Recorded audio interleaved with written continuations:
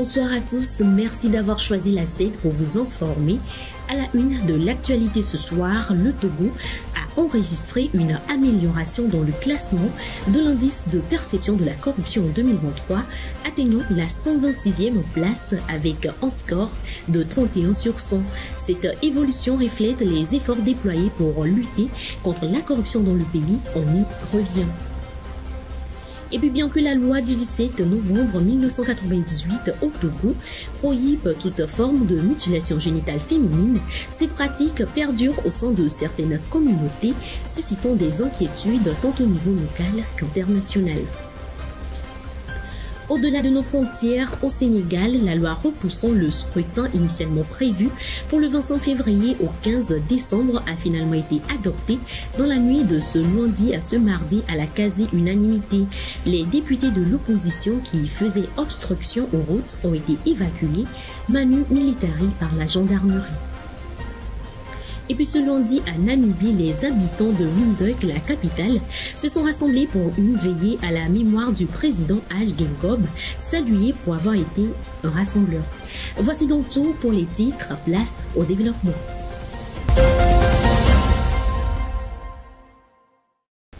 Le Togo a gagné une place au classement 2023 de l'indice de la perception de la corruption dans le monde.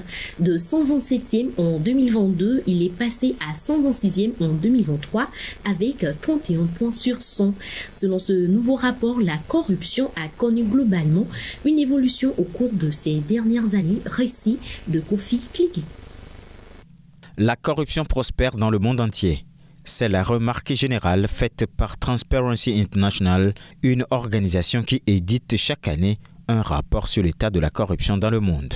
Pour ce nouveau classement des pays selon leur corruptibilité, le Togo a gagné une place par rapport au classement de l'année précédente. En 2023, le Togo est classé 126e sur 180 pays évalués au cours de l'année. En 2022, son classement est de 127 sur 180. Au cours de l'année 2023, le Togo est arrivé à rassembler un total de 31 points sur 100. En Afrique, les résultats sont mitigés. Au moment où certains pays évoluent dans leur combat contre la corruption, d'autres régressent. Cependant, la plupart des pays africains stagnent et le score global de la région reste faible. Les plus hautes performances sont réalisées par les Seychelles, le Cap-Vert et le Botswana. Les scores les plus faibles sont détenus par la Somalie, premier pays le plus corrompu d'Afrique, suivi du Soudan du Sud et de la Guinée équatoriale. Sur le plan mondial, le Danemark garde sa position de leader en termes de lutte contre la corruption. Il est suivi par la Finlande. Bien qu'il existe au Togo une loi interdisant les mutilations génitales féminines, y compris l'excision, le fléau continue de faire des victimes. La persistance de cette pratique dans la clandestinité indigne les associations et la communauté internationale qui veulent mettre fin à ce phénomène d'ici 2030. Les détails de Bernard Canvi. Au cours des 30 dernières années, la prévalence des mutilations génitales a diminué à l'échelle mondiale. Mais au Togo, cette vieille tradition violente contre la femme n'avait pas complètement disparu. Face aux mesures législatives l'interdisant sous peine de tomber sous le coup de la loi, certains parents et praticiens continuent de développer d'autres stratégies pour ne pas se faire repérer. À en croire le réseau des femmes et développement RFD, certaines femmes, lorsqu'elles ont des filles à exciser, traversent nos frontières à l'insu de tout le monde. Les foyers les plus praticiens du phénomène se trouvent dans la région des savanes et plus précisément dans les préfectures frontalières avec le Burkina Faso et le Bénin. Aussi, la région de la Kara, la région centrale et la préfecture d'Aguenivé dans la région maritime sont des poches de recrudescence des mutilations génitales féminines avec un accent dans les communautés musulmanes. En 2022, une enquête menée sur l'étendue du territoire montre qu'il y a une prévalence de 15% en matière de mutilation génitale féminine. Ces derniers jours, le pays est confronté à une situation météorologique inhabituelle avec l'apparition de l'harmattan en dehors de ses périodes habituelles, soulevant des questions sur les variations climatiques et leur lien avec le changement climatique. Il est recommandé à la population togolaise de rester vigilante et informée des développements météorologiques en cours. Plus de précisions avec Afzal Gandé. Le Togo, habituellement épargné par l'harmattan en cette période, est confronté à une anomalie climatique inattendue. Depuis un moment, les habitants se retrouvent plongés dans une atmosphère sèche et poussiéreuse défiant des normes saisonnières. Dans un revirement surprenant des conditions météorologiques, l'harmattan, ce vent sec et poussiéreux, caractéristique de la saison sèche, a pris d'assaut le Togo bien après son temps habituel. Cette anomalie climatique soulève des questions sur les changements environnementaux et appelle à une vigilance accrue de la part de la population. Selon les experts de l'Agence nationale de la météorologie, l'étrange apparition de l'harmattan en cette période au Togo s'explique par des fluctuations atmosphériques exceptionnelles. Un ensemble de phénomènes climatiques tels que des changements dans les courants atmosphériques et les températures océaniques ont contribué à perturber les schémas météorologiques prévus.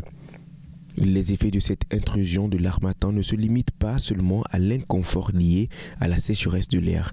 Les particules de poussière en suspension peuvent aggraver les problèmes respiratoires, notamment pour les personnes souffrant d'asthme ou d'autres affections pulmonaires. Afin de minimiser les risques pour la santé, il est crucial que la population prenne des précautions adaptées. Entre autres, l'utilisation de masques faciaux adaptés peut être bénéfique pour réduire l'inhalation de particules fines. Par ailleurs, il est recommandé de maintenir une hydratation adéquate pour contrer la sécheresse de l'air. L'utilisation de crèmes hydratantes et de baumes pour des lèvres peut également aider à atténuer les effets de la peau sèche et des gerçures. À l'international, initialement prévue pour le 25 février, l'élection présidentielle au Sénégal a été reportée au 15 décembre 2024 après l'adoption par l'Assemblée nationale d'une proposition de loi en ce sens dans la nuit d'hier à aujourd'hui. Cette décision a suscité des manifestations et des heurts avec des partisans de l'opposition s'opposant au report de l'élection. Plus de précisions. Lundi soir, le Parlement sénégalais a adopté le projet de loi visant à repousser la présidentielle. Initialement prévue le 25 février, cette élection a été reportée au 15 décembre prochain. Ce report s'est fait dans la plus grande confusion alors que des députés opposés à la loi ont été évacués du Parlement par la force. La loi a été finalement adoptée par les députés présents dans la nuit de lundi à mardi à la quasi-unanimité par 115 voix pour et une voix contre. Une autre disposition de la loi précise que le président Macky Sall restera dans ses fonctions jusqu'à l'installation de son successeur. Samedi, la tension est montée d'un cran au Sénégal après l'annonce par Sall du report de la présidentielle, et ce à quelques heures seulement de l'ouverture de la campagne. Les habitants de Windhoek, la capitale namibienne, se sont rassemblés ce lundi pour une veillée aux chandelles en mémoire du président Hadj Geingob. Lors de la veillée, Geingob a été salué par de nombreux habitants pour avoir été un rassembleur. Les habitants de Windhoek, la capitale namibienne, se sont rassemblés lundi pour une veillée aux chandelles à la mémoire du président Hage Geingob, décédé dimanche à l'âge de 82 ans. Lors de cette veillée, Geingob a été salué par de nombreux habitants pour avoir été un rassembleur.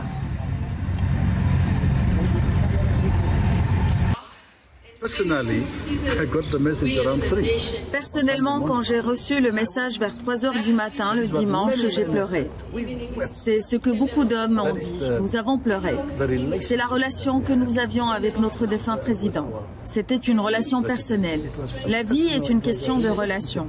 Et il savait en créer avec les gens. Il pouvait se connecter avec nous en tant que nation et en tant que peuple de ce pays. Le vice-président Nangolo Mbumba a prêté serment en tant que président par intérim dans la capitale afin de terminer le mandat comme le permet la constitution namibienne.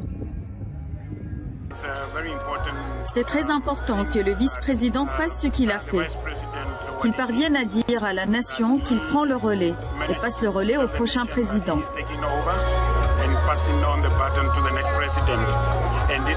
Cela a également créé une bonne ambiance, même pour les investisseurs d'autres pays qui souhaitent investir en Namibie. Cela montre qu'il y a une démocratie.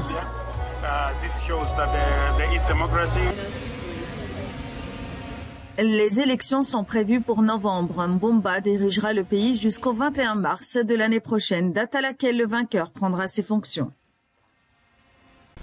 Le secrétaire d'État américain Anthony Blinken a rencontré le président égyptien Abdel Fattah al-Sisi au Caire. Cette visite intervient alors que l'Égypte exprime des inquiétudes croissantes concernant les intentions déclarées par Israël d'étendre son opération militaire de la bande de Gaza aux zones près de la frontière égyptienne. Reportage. Le secrétaire d'État américain Anthony Blinken a rencontré le président égyptien Abdel Fattah el-Sisi au Caire à l'occasion de sa 5e visite au Moyen-Orient depuis le début de la guerre à Gaza. Blinken espère faire avancer un éventuel accord de cessez-le-feu et la planification de l'après-guerre tout en apaisant les tensions régionales. Sa visite intervient également alors que l'Égypte s'inquiète de plus en plus des intentions déclarées d'Israël d'étendre son invasion de la bande de Gaza. Le ministre israélien de la Défense a déclaré que l'armée finirait par cibler la ville de Rafah, où plus de la moitié des 2,3 millions d'habitants ont trouvé refuge et vivent désormais dans des conditions de plus en plus déplorables. Le Caire craint que les combats à proximité de sa frontière n'obligent des Palestiniens déplacés à passer en Égypte pour se mettre à l'abri. Les observateurs humanitaires de l'ONU ont déclaré mardi que les ordres d'évacuation israéliens couvraient désormais les 2 tiers du territoire de Gaza, poussant chaque jour des milliers de personnes supplémentaires vers les zones frontalières. Toute autre actualité à présent, Samuel Eto'o a présenté sa démission de la présidence de la Fédération camerounaise de football ce lundi. Démission qui a été rejetée par les membres du conseil exécutif de la dite fédération qui lui ont renouvelé toute leur confiance de précision. Samuel Eto'o va finalement garder son poste à la tête de la Fédération camerounaise de football. C'est ce qu'ont décidé les membres du comité exécutif qui ont rejeté la démission de l'ancienne légende du FC Barcelone. Eto'o avait présenté sa démission de la présidence après les mauvaises performances de l'équipe nationale lors de la Coupe d'Afrique des Nations disputée en Côte d'Ivoire. Les Lions indomptables ont été éliminés dès les 8e de finale suite à leur défaite face au Nigeria, 2-0. Par sa démission, Eto'o voulait assumer pleinement son rôle dans le fiasco du Cameroun lors du tournoi continental.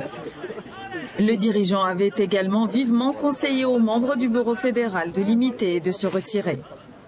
Le mandat de l'ancienne star du ballon rond à la tête de la FECAFOOT a été marqué par la participation du Cameroun à la Coupe du Monde 2022 au Qatar. Demain aura lieu les demi-finales de la CAN 2023. Le Nigeria sera-t-il privé de son meilleur joueur, Victor Osimhen, pour ce match qui l'opposera à l'Afrique du Sud? C'est la question qui se pose après que les Super Eagles ont annoncé dans un communiqué que l'attaquant est très incertain pour ces demi-finales. La star nigériane Victor Osimhen n'a pas voyagé avec le reste de son équipe lundi pour la demi-finale de la Coupe d'Afrique des Nations contre l'Afrique du Sud. Osimhen a raté le vol de son équipe d'Abidjan à Bouaké pour le match de mercredi en raison d'une gêne abdominale, ont indiqué les Super Eagles sur la plateforme X. Précisant que si son état s'améliore, le joueur placé sous étroite surveillance médicale pourra rejoindre le reste de l'équipe avant 17h. Osimhen n'a marqué qu'un seul but dans le tournoi, mais les performances de l'infatigable star de Naples ont joué un rôle important dans la qualification du Nigeria en demi-finale. C'est ainsi donc que s'achève cette édition. Merci à vous de l'avoir suivi. Restez fidèles au programme de la CEP.